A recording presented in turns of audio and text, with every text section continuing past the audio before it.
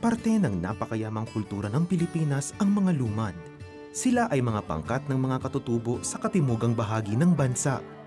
Liblib man ang kinaroroonan at malayo sa kabihasnan, hindi ito naging hadlang upang sila ay maabot ng salita ng Diyos.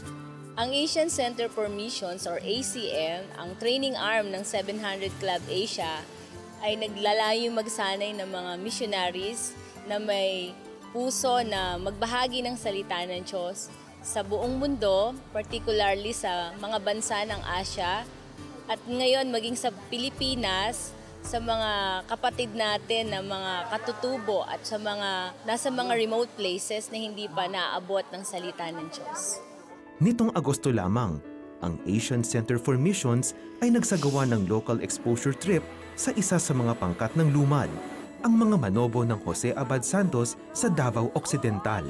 Ang gawain po dito sa Jose Abad Santos ay nabuo una bunga ng panalangin at ng coordination in partnership with Digos City Southern Baptist Church. Ang heart talaga ng church na to with our leaders ay yung magmisyon talaga sa mga least reached people group.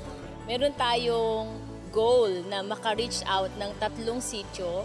At ang bawat sityo na to ay kinukompose ng at least 300 to 500 na mga Manobo tribes.